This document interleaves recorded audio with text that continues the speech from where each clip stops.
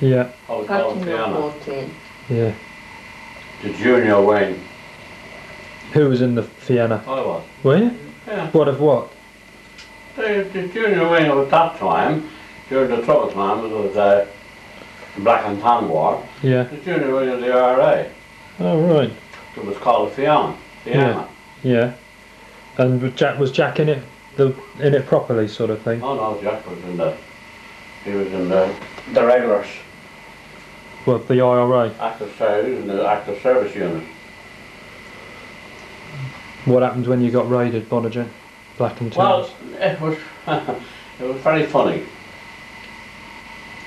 The relation who was looking after us when my mother died, she was preparing to go back home to New Zealand because my mother had written to her and delivered an ultimatum to come home, and her passport and all her papers and money and everything was upstairs in a drawer. Yeah. So these blokes crashed in through the front door, they were out in the back garden on the bloody walls, and there was guns fighting everywhere. And they come in and they started questioning Jack, and this officer said to Jack, he said, "Oh, we know who you are." He said, "And we even know your nickname." He said, "They call you Speed," which he was. Why do they call him that? Because he could do a lot of things with a gun. He was very handy with a gun. And they said, "You can do tricks with guns, can't you?" And they put one down on the table. But he wasn't sucker enough to go for it. So the bloke picked it up and he swiped him across the kisser with it. Do they break? Then there was a jacket of mine hanging up on the kitchen door. And in the pocket was a book on Morse code. Yeah. And they take this jacket down, and they thought they had a fine, so they said to Jack, "Take off your jacket." And he took it off and they said, "Now put this on." Of course it wouldn't go on, luckily for him. It wouldn't go on with mine. So after a lot of argy-bargy, this other officer came down and he said to Maggie, he said, "I'd like you to come upstairs," he said, "to verify the fact that we have not touched any money or anything belonged to you before we go. It's all there." Well, she went, "Oh, it was all there, all right." They weren't a bad bunch, they were ordinary soldiers, the ordinary military. They weren't the Black and Tan crowd.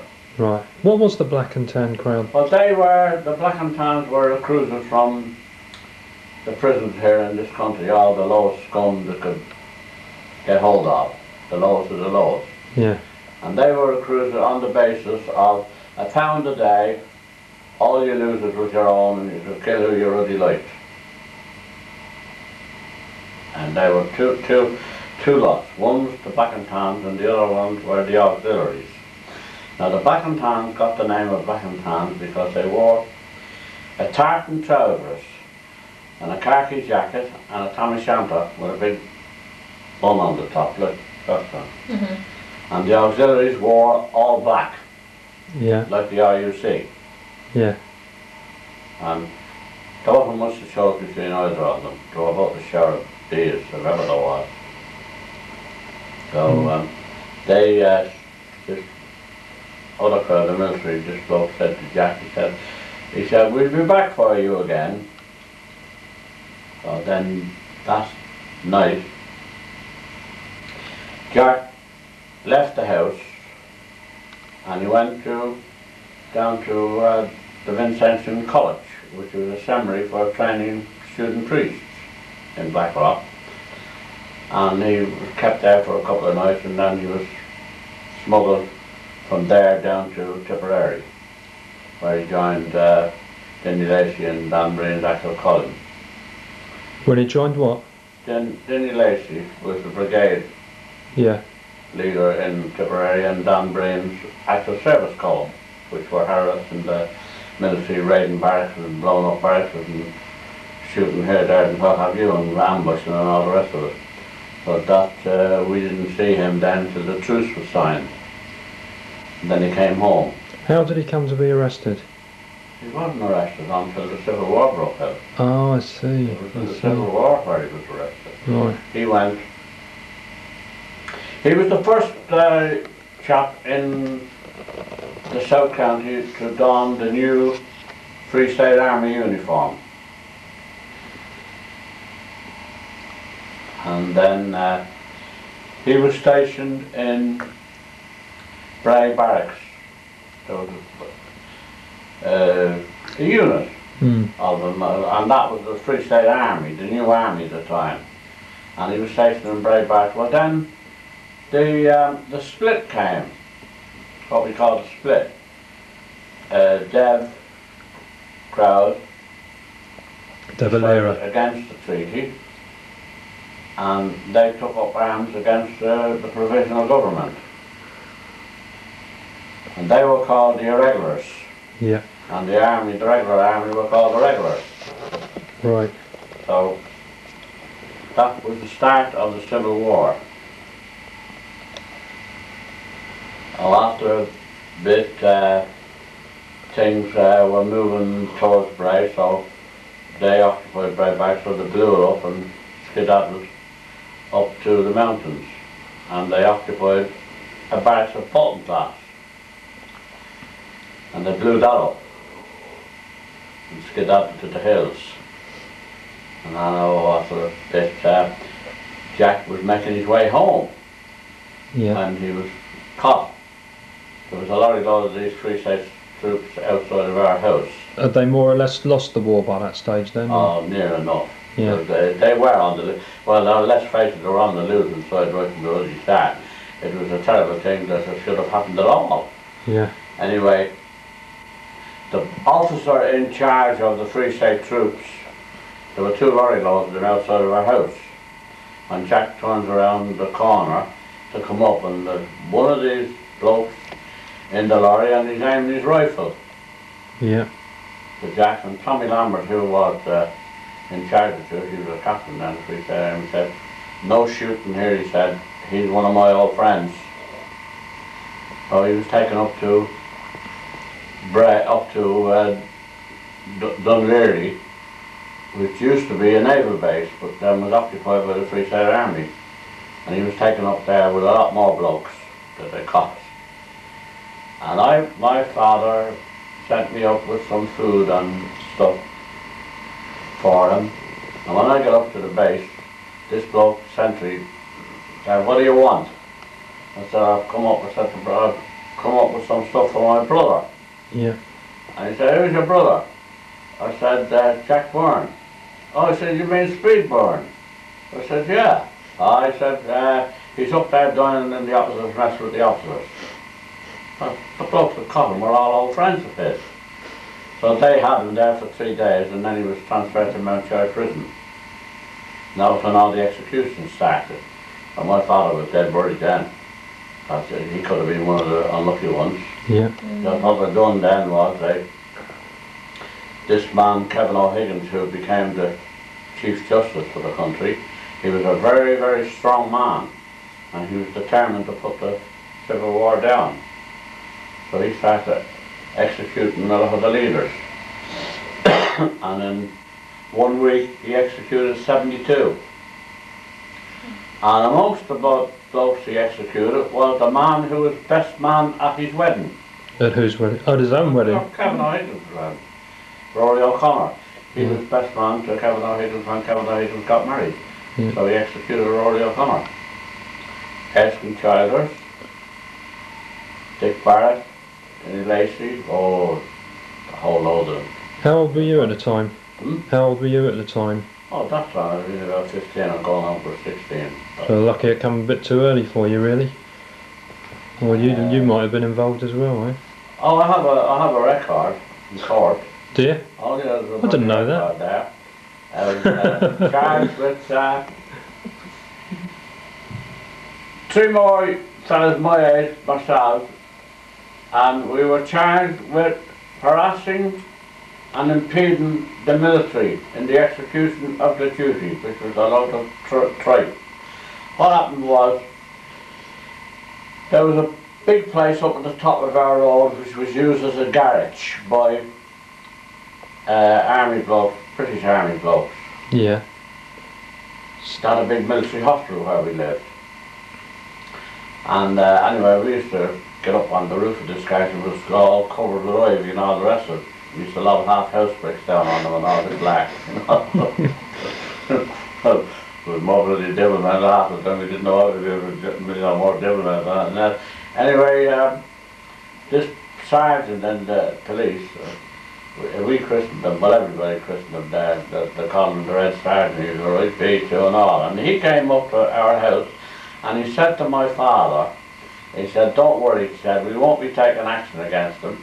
Following bloody week we're all summoned to a fair guard.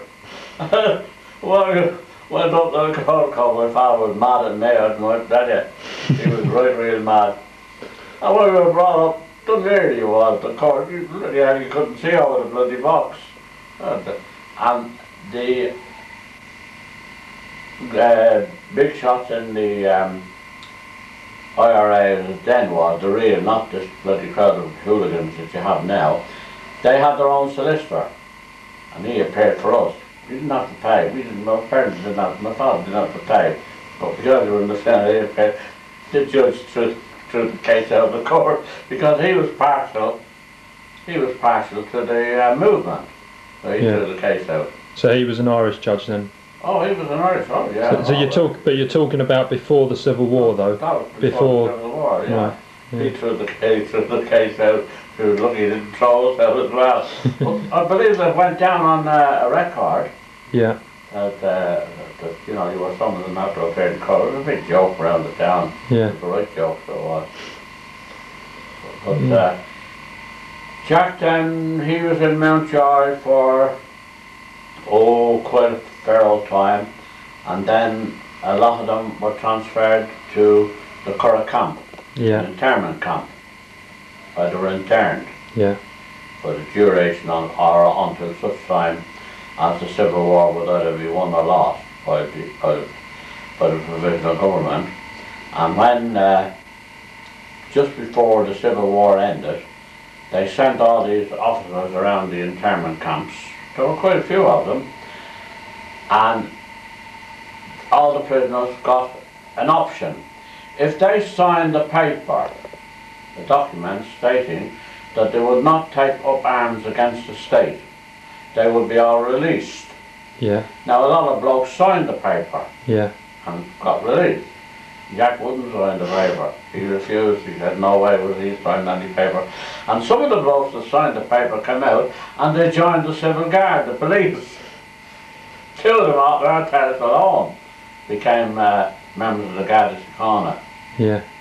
Well, then the Civil War ended, Jack came home and he started to try and finish some of his time in Crampton, and then he bailed out and came over here. And that was it. But what year was the Civil War then? 22, 23. Yeah. 22, 23, 22, what- 24, would you? So what actually happened then? Because you had the uprising. Was it in 1916? That was 1916. And then That when was the rebellion. did Ireland get No. independence after that, or was The rebellion was 1916. it? Yeah. And then there was a period of peace from 1916 to 1920. When De Valera was in charge. When Was it De Valera? Or? the Black and Tan War started. That was 1920. Oh right, I see. So the uprising was put down. The uprising was put down with the utmost severity. Yeah. And a well-known English writer, J.P. Taylor, Yeah. you may have heard of him. Yeah. He was a well-known English writer. And he wrote afterwards that if it hadn't have been for the severity of the repression against the people and against the men who were involved in the rebellion, Ireland could have still been in the British Commonwealth. But they made the blunder that the British always made. A Bible in one hand and a gun in the other. And they executed all the 1916 leaders. Yeah. There was Your mother went to see where all these blokes were interned before they were executed. Well, the place where they were executed, Kilmarnock, Yeah. that was known as the Irish Bastille. It was built for that purpose. Yeah. So the Lloyd George and Churchill, Yeah. they were the prime movers in the repression of the rebellion, and they appointed a bloke, General Sir William Macready. He was appointed as general, and he had orders to repress the rebellion at all costs. So it was him that carried out all these executions at the instigation, of course, of the cabinet, the British cabinet at the time. Yeah. And De Valera escaped the death penalty because he was an American citizen. And the Countess Martovic, she escaped the death sentence. She was also sentenced to death because she was in charge of a group of men who were fighting in the Stephen Green area, the Countess Martovic. She was a very prominent leader she was a commandant in the IRA. And she was a countess, come from a very, very aristocratic family in Sligo. Yeah. Great horsewoman and a great markswoman. But she threw in her lot before the rebellion with what was then called the Irish Citizen Army. There was no such thing as the IRA Denmark. And the IRA wasn't even in existence in 1916. The rebellion in 1916 was carried out at the instigation of the Irish Labour Party, the great John Connolly. Now your father, God rest him, and Josephine knew him very, very well. Josephine knew his sister very, very well. Connolly, he was the leader of the Irish Labour Party, and it was then the Citizen Army who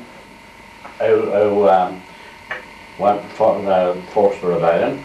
The IRA had nothing. There was no such thing as the IRA then, and some of the great leaders afterwards, who became members of the Irish government, Free State government, Joe McNeill and various other blokes, they tried to stop the rebellion, but they were too late. They were already on the march, and they occupied the post office, and they occupied a lot of the various public buildings in the city. But the rebellion was put down. It was put down within a week. And what they done is they brought gunboats up the Liffey. Yeah. And they shelled the centre of the city. And practically every building in what's now known as O'Connell Street, practically every building there, including the post office, was gutted and burnt to the ground, shelled. How old was Jack when the rebellion was on then? Oh, Jack was only young then. We were all only young. Yeah. The rebellion was 1916. Yeah, because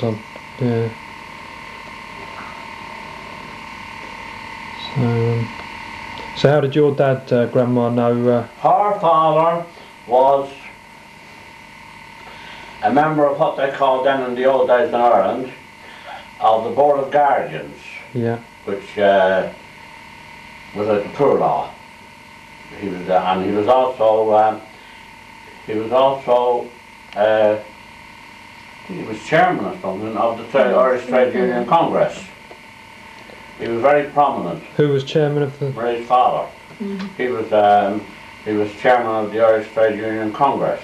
Now you see, they were the part of the Labour Party, and they were responsible for the rebellion. And he had in the handling of the emergency food rations, because there was no food or anything. The city was completely cut off, and he was dishing out the flour, 5 sacks of flour and non-food to the people in your area, from what was then known as the South Dublin Union, which was occupied by the Citizen Army at the time of the rebellion. That was occupied. The post office. Grandad, the tape's coming to an end. I'm going to have to stop this one for a second. To line their pockets. That's nothing to do with it. They've tarnished a good name. Yeah. But the old IRA were a different kettle of fish altogether. And you had intellectuals in charge. The Pierce brothers, they were well-known intellectuals, the brothers Pierce. And then you had Count Plunkett. Well, how did the old IRA start? The IRA then started after 1916, when they oppressed the rebellion and the leaders of the rebellion. Then the Irish Republican Army was formed, an offshoot of the Citizen Army. Yeah. And Michael Collins was the leader of the old IRA. Now Michael Collins was a very brilliant tactician and a very brilliant man. Then they had the son of a famous South African, MacBride, who was the man that was responsible for instituting what they call guerrilla warfare during the Boer War. Well, MacBride's son became a very prominent member of the IRA. He was involved in the rebellion too, and he came in. Now Michael Collins was a civil servant, and believe it or believe it not, and he formed an espionage group, espionage group. Oh, espionage, yeah. A group, and there wasn't an order come out of Dublin Castle that he didn't know about before he even got outside the castle. That's how they were so successful in the Black and Tan War. Yeah. That was how they were so successful, because he knew everything was going on. So The big fella he was called. Yeah. Well, he was a very big man, very handsome man, wasn't he? So Lovely bloke. why did the British get out of Ireland then? Were they beaten, or did They were beaten out. They had to bloody well get out. did they, I mean, it wasn't a What? battle or anything though, it was Huh? just too much trouble and they just Oh left, or- no, don't kid yourself. Because I don't know anything about Oh it. no, they were being killed by the dozen. Yeah. And in leaving the rebellion out of it, the severity of the Black and Tan War was no joke. There was hardly a day went by where there wasn't anything up to a dozen, maybe 20, 30 Black and Tans or soldiers killed in ambushes. And they carried out some terrific ambushes, and they carried out some really daring deeds. There was And Jack was involved in all that. Oh, well, he was involved in the particular part where he was out of work, where he was fighting down in Tipperary. Yeah. Now, they carried out a rescue in Mountjoy prison Yeah. on 2 prisoners who were due to be hung for their part in an ambush. A group of men in 2 armoured cars, British armoured cars, mark you, dressed as British officers, came to Mountjoy prison. They went in and they produced papers and credentials to say that these 2 prisoners were to be removed to a safer quarter because there were plans in operation to rescue them. So they handed over the 2 prisoners, and that was the last bloody seen of them. The armoured cars were found in the mountains a couple of days afterwards. They carried out some real stunts, no 2 ways about it. So what did your... He never knew, and he wasn't, he was a peaceful sort of man. He wasn't a violent man, but So you had he- quite a few brothers and sisters though, didn't you? Were they... oh no, I've no brothers and sisters, Oh, I I'm thought you one did. brother. Oh, I thought you did. No, I've only got 1 brother and the 2 sisters. Oh, right. Thank God there isn't that many more of us. Did any of your family get involved in it as well? Yeah. Yeah, Harry was Only involved. Harry. And he was only a Well, of course, the others were boy. He only. was only a boy, like in He was the same as me. the Oh, he was a bit the older than boys, me, wasn't yes. he? But he was in the Yes. piano too. But about 12, Oh, he would have been more than 12. would it be 12? Yeah, he would have been more than 12 married that time. But, So the British pulled out then because basically they were having too many people. well, basically, what happened was, at one time, in Ireland, there were 135,000 troops in Ireland, and they couldn't win. Because it's an old saying and a true one. you will never beat guerrilla warfare. You hit and run. And they knew every nook and cranny and every bloody mountain in the country. And they carried out some terrific ambushes, raiding trains, armoured trains, raiding them, derailing them, raiding them, and raiding barracks in the country where there'd be maybe 30 or 40 soldiers stationed, along with about 30 or 40 RIC blocks, Royal Constabulary. So what did you feel about it all at the time though? Because I mean, you were, how old were you when you joined? 14. 14. And you must have hated the British then. It wasn't a case of hatred. It wasn't a case of hatred. We'd no love for them. Yeah. We wanted them out of the country. No, the British were liked by the ordinary. The ordinary soldier. It was just the See, black and tan. That's all. the ordinary, were all right. the ordinary soldier Yes. Yeah. at that time, nobody had any grudge against them. No. But when they were sent out and all the rest of it, well, they became victims of the system, the old victims of war. So why did you actually join? What made you join up? What made me join up? Because of my country. We didn't want Britain, British people in our British soldiers in our bloody country. So it wasn't just a question of For hating years the and British years or- and years, Yeah. they'd been suppressing it and forcing all kinds of hardships and it was only, you got to realise, Mark, that before that, in my grandfather's time, no Irish boy could go to school. There was no schools for them. They weren't allowed to go to school. Yeah. There was no churches. Yeah. At that time, the churches, there was no churches. Priests were harassed, arrested, executed, and all the rest of it, all by Britain. So we have no great love for them.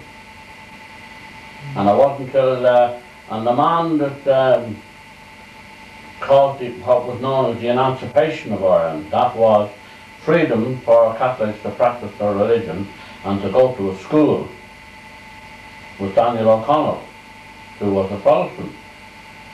And he was the man, he fought in the House of Commons and he forced the government's hand at that particular time. And then they changed the Act and allowed children to go to a school. After that time, school was forbidden to children. The practice of churches were closed. Yeah. And all the rest of it. Priests were harassed and all that all caper. And you had quite a lot of them in the old days. Now he's Saint now, Roger Oliver Plunkett was undrawn and quartered here in Byrne because of his fate. So we really speaking, we have nothing to thank Britain for. So when all this That's was right. going on, because Ulster became separate, didn't it? No, the Ulster didn't become separate until the treaty was signed. Yeah, that's And then it what I was meant. forced on, the Irish government, the provisional government, it was forced on them because they were threatened with all-out war. All-out war, no mercy. Was there much rebellion going on in Northern Ireland at the time? Oh yeah, it was a rebellion, but it was a one-sided rebellion. Catholics were burnt out of their homes, Yeah. shot, banished, and in 1920, thousands and thousands of them fled from the north to the south, refugees. So there was no general rebellion by the Catholics against. Well, they couldn't because they were in the minority and they were overwhelmed by you see, the RUC, no Catholic could join the RUC. It's only in recent times that they've tried to get Catholics to join, but Catholics won't join because they know what they stand for. Yeah. And in those days, what you now call, what they call the Ulster Defence Regiment, is only a reincarnation, if you like to call it, of what were known as the B Specials. Now the B Specials were men who were recruited for one purpose, to suppress the minority, which they did.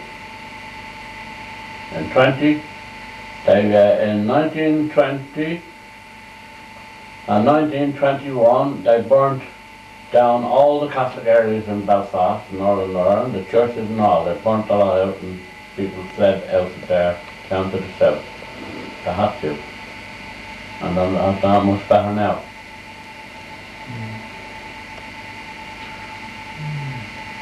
Look even very quiet, Grandma. Well, he knows an awful lot about it. I never took an interest in politics. Oh, we So, did because I went to what we call the Christian Brothers schools, and they were the first people to open a school to teach Irish children, and they were formed by a man from Cork called Rice, and it was a brother, a religious order, and he was the first to form it. He formed the Christian Brothers School in Cork, right, and then it spread. That would be in the 18th century, wasn't it? Yeah. Well, it had to be. It spread after the Because my Emancipation. father went to the... Yeah, after the Emancipation. And that order, the Christian Brothers, spread all over the world. They have schools here in this country. Some of the finest schools you've got in this country were run by the Christian Brothers. Pryor Park College over at Bath, up in Liverpool, Saxton, and well, quite a few in Glasgow. And they taught what was forbidden. They taught the Irish language. You had an hour a day of the Irish language, and they taught the reading and the writing of the Irish language. Can you speak? Not speak now. any Gaelic? Not now. And you know, I forgot all about it. Many other years ago, Mark, I forgot all about it. All about it. So when did the language die then, do you think? I mean, from The language died out after the famine. So quite a long time ago. Well, the famine was in 1842, wasn't it? Yeah.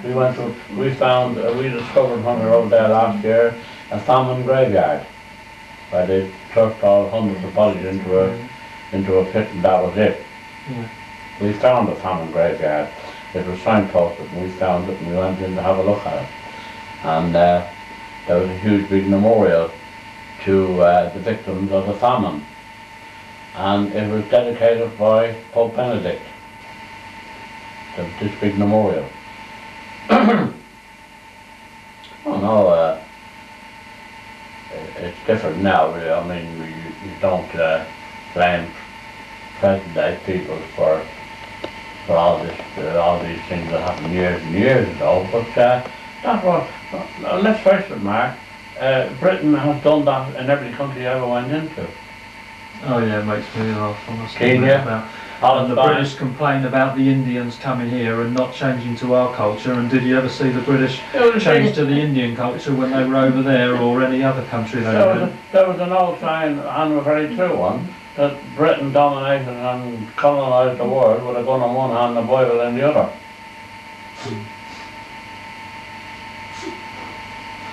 So if your dad was chairman of the TUC at the time and the Irish Citizen Army came out of the Labour movement, it's surprising he didn't have more involvement in it then. Yes, but what surprised? Oh, you were none of you were ever interested No, in that. no. You see, we lived in an area that was, although Chicago was there were a terrific lot of blokes came out of Inchicore in the Black and Tan time. Did you think so? Oh God, yes, Marie. A whole hell of a lot. But most of the third battalion of the IRA were all people who lived in that particular area, Inchicore, what's now known as Blue Bell and all around there. I would have thought it'd be too small for that. It was only a village. What's the Black Rock was only a bloody village. Black Rock was only a bloody village. It's not, it's more than a village now, I agree, but it was only a village then. Did you find that most of the children... There was only the houses and the sheep. Did you find that most of the blokes in the village joined the IRA? Oh yeah. Yeah. Oh yeah. Was there any that didn't? Or would they be in... Oh, a lot didn't. Obviously, there was a lot of what we call loyalists in the Blackrock was a very predominantly loyalist area, because most of your British judges and your higher British officials, civil servants now, all lived out around Blackrock, because Blackrock was a very posh area. Was it? And very conservative area, and it was a very loyalist area. And that. They knocked the bloke off there one night, and they took him around for a couple of days, driving around the town until his end had gone. An idea that he was slipping information. Now that was another thing, which was laughable really. Uncle Jim, you knew Jim very well. Yes, very lovely. Now he was postmaster on Blackrock. Now, there was a suspicion of information being leaked to the British authorities somewhere in the area between Blackrock, Dunleary and Dalkey and that. So, to find out, they raided, it was a regular thing, they raided the post office. And my brother was on that raid. His uncle was the post office. And Mr. Collins, Jim Collins, said, oh, he said, don't shoot us, we're only doing a job. Anyway, they took the mail, sorted the mail out, and they found this letter to this bloke that was suspected of passing information to the bloke, Andy Knight. And he was given 24 hours to leave the country. And very foolishly, he didn't leave the country. On the 28th hour, his body was found on Killarney Golf League, riddled with bullets, and a placard on his chest, spies and informers beware, executed by order of the IRA. Do you reckon your brother had anything? Oh, I don't know, Mark, I'm not saying that. And then, you see, they never knew when they were going to be hit.